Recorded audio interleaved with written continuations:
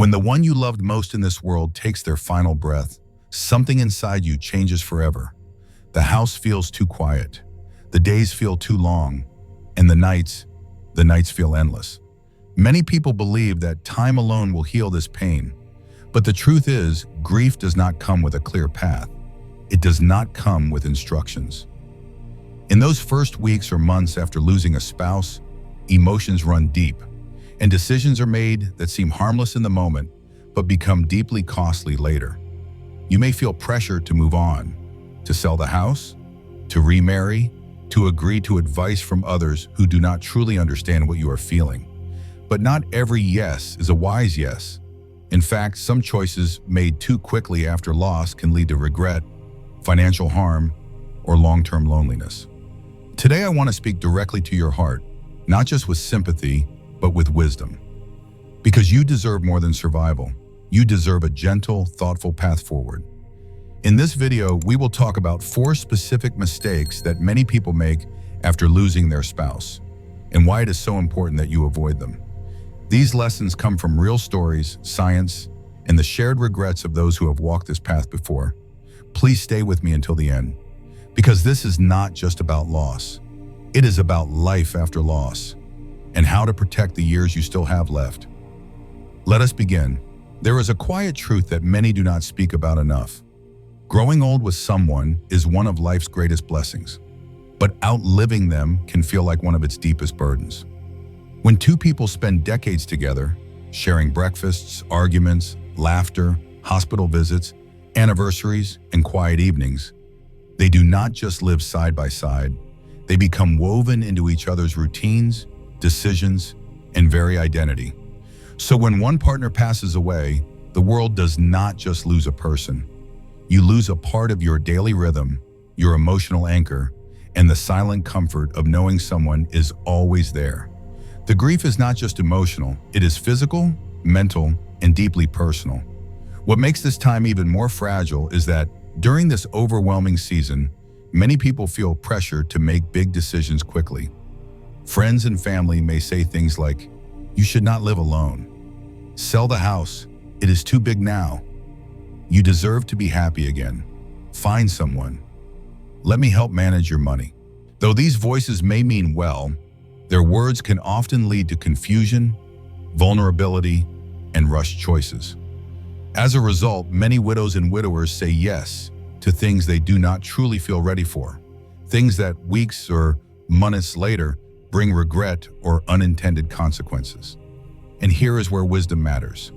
This video is not meant to scare you. It is meant to prepare you, though, to give you space to breathe, think, and reflect before making changes that could affect your health, your finance, and your peace of mind. Everything shared here comes from a place of deep care. It is shaped by the real experiences of elders Abraham have known.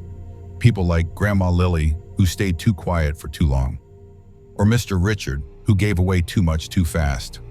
Their stories, and others like them, have helped shape this message today. It is also grounded in research. Studies show that seniors who make major life changes within the first year of grief are at a higher risk of emotional distress, financial hardship, and health decline. The brain, during grief, struggles to make clear decisions, and the heart, broken by loss, often tries to fill the emptiness too quickly. But here is the truth. There is no need to rush. There is no one timeline for healing, and there is no shame in saying, "I am not ready." In the next part of this video, we will explore 4 common but costly mistakes that many elderly people make after losing a spouse. These are mistakes that can be avoided with awareness, patience, and self-respect. You have already survived something very hard. Now let us talk about how to protect your future from becoming harder than it needs to be. Let us take this step together, slowly and with care. Mistake 1. Saying yes to major financial decisions too soon. When someone we love passes away, our heart becomes tender and our mind becomes clouded. That is when the most dangerous decisions often appear in disguise. Let me tell you about Mr. Harold, a retired teacher from a small town. He lost his wife of 52 years, Margaret, to cancer. Just 3 weeks after her funeral, Harold's nephew approached him and said, "Uncle, you do not need such a big house anymore. Why not sell it and move closer to us?" Exhausted and emotional, Harold said yes. Within 2 months, the home where he built his family and shared countless memories was sold. He moved into a smaller apartment. At first, it seemed practical, but very soon Harold felt lost, not just emotionally, but financially. Hidden costs piled up.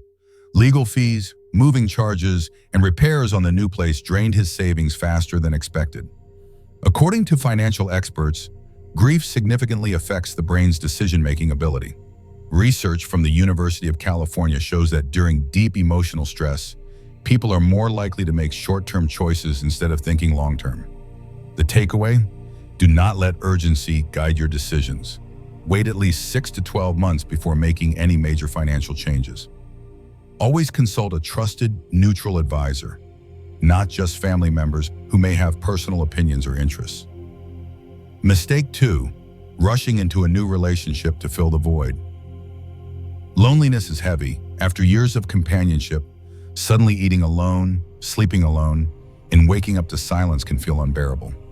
Many elders, in an attempt to escape that emptiness, say yes to companionship too soon.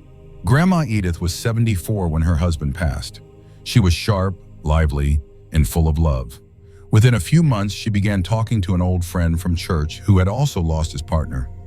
They shared tea, walked in the park, and spoke late into the evenings. It felt comforting, until it became complicated. Edith's children began noticing red flags. The man, kind at first, started hinting at sharing finances. He wanted joint accounts and access to her savings. When Edith hesitated, his charm faded. Thankfully, Edith had people around her who stepped in and helped her see the truth before it was too late. Psychologists explain that during grief, we often seek what feels familiar, someone to replace the missing partner emotionally. But relationships formed too soon after loss often come from a place of fear, not love. The takeaway: you deserve companionship, but not at the cost of your emotional or financial safety. Give your heart time to heal before opening it to someone new. Mistake 3, saying yes to isolation, withdrawing from social life. After the funeral ends and the guests return to their own routines, a quiet emptiness begins to grow. Many elderly individuals slowly withdraw from social contact. They stop attending community events. They avoid phone calls. They sit in silence, believing they are simply resting, when in truth they are slipping into loneliness. Mr. George, a former gardener and proud grandfather, stopped visiting his gardening club after his wife, Mabel, passed away. Every Saturday morning, they used to go together hand in hand, sharing tea with old friends and trading stories about tulips and tomatoes. But after Mabel was gone, George stayed in bed. "It is not the same without her," he said. Weeks turned to months. His smile faded. His energy declined. His daughter noticed changes. He was eating less, forgetting things, seeming confused. A visit to the doctor revealed that George was slipping into early cognitive decline, worsened by isolation. Scientific studies have confirmed that social isolation can increase the risk of mortality in seniors by over 26%. The human heart, especially in later years, thrives on connection, not just romantic, but social and communal. The takeaway: say yes to connection. Join a small group, visit the park, call a friend. Even a short conversation can light a dark room in the heart. Staying connected is not just comforting, it is a life-saving. Mistake 4, ignoring health. Saying yes to neglecting your body. Grief is exhausting. It steals sleep, appetite, and even the will to get out of bed. Many people unknowingly begin saying yes to unhealthy habits, skipping meals, avoiding medications, or missing doctor appointments, and they say, "I will deal with it later," but later often never comes. Mrs. Helen, a retired librarian, lost her husband in his sleep. For the first few weeks, she forgot to take her blood pressure pills. She began eating toast for dinner and skipping breakfast entirely. Her son, David, lived in another state and did not realize how much she was struggling. By the time she fainted one afternoon, her health had already declined. Helen's story is not unique. Grief changes the body. It weakens the immune system, increases inflammation, and disrupts normal routines. The Mayo Clinic states that bereaved seniors are more likely to suffer from heart problems, weight loss, and depression if they do not maintain basic self-care. The takeaway? Please do not forget yourself. Drink water, take your medicine, keep your doctor appointments. Even if your heart is heavy, your body still needs care. You cannot pour from an empty cup. Let us take a moment to pause together, not just to breathe, but to reflect. You have just heard 4 deeply personal yet very real mistakes that many people make after losing their spouse. These stories may feel familiar. They may remind you of someone you know. They may even touch a quiet place in your own heart, one you have kept hidden for a long time. If you are still watching, I want to say something very simple and very sincere. You are stronger than you think. Grief can feel like it is drowning you, like it has stolen the colors from your world. But if you are here watching this video, then you have already taken a powerful step, a step toward awareness, toward healing, and toward living with intention. Right now, I would love to hear from you. Please take a moment and write the words "still strong" in the comments below.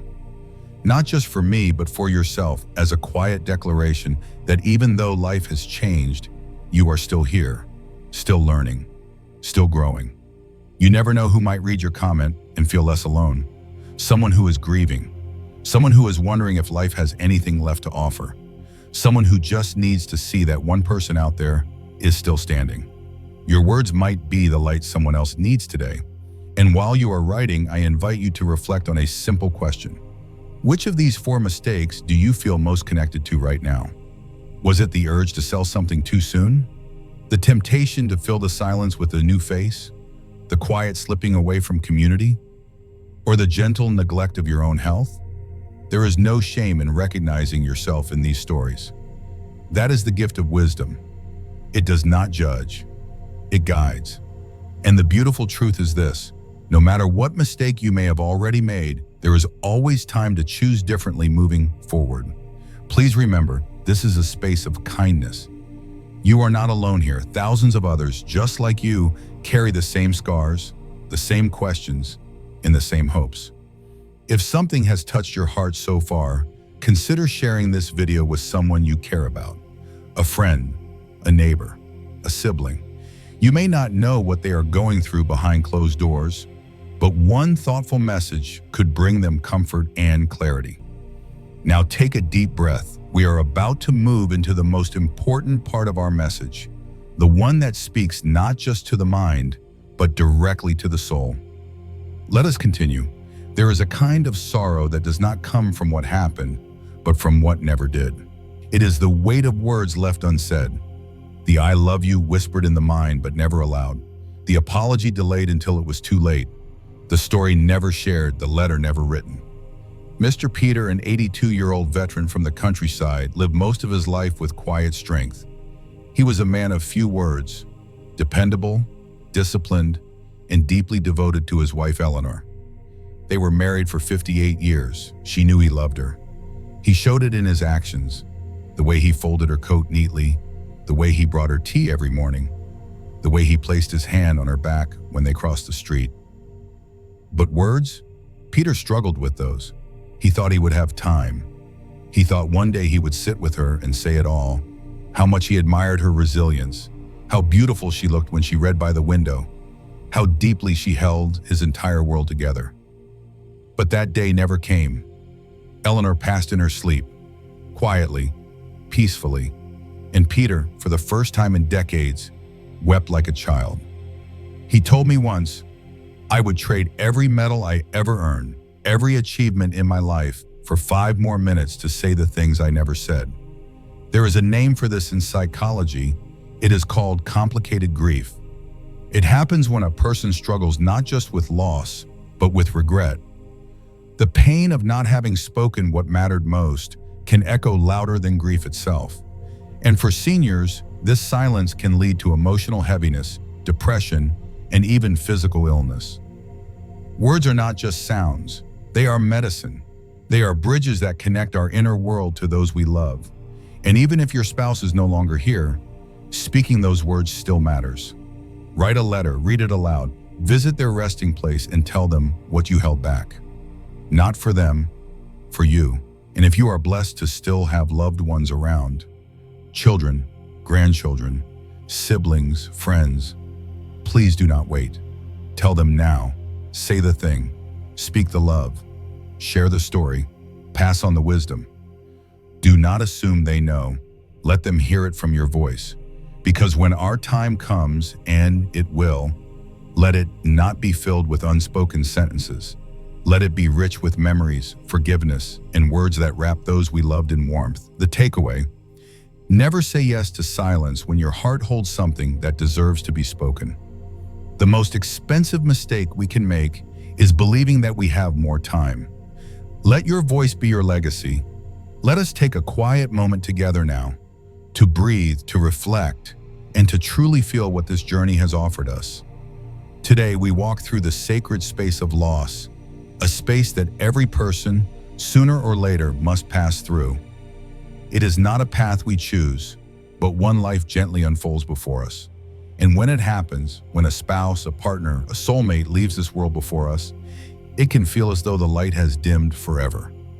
But it has not, because even in grief, there is wisdom.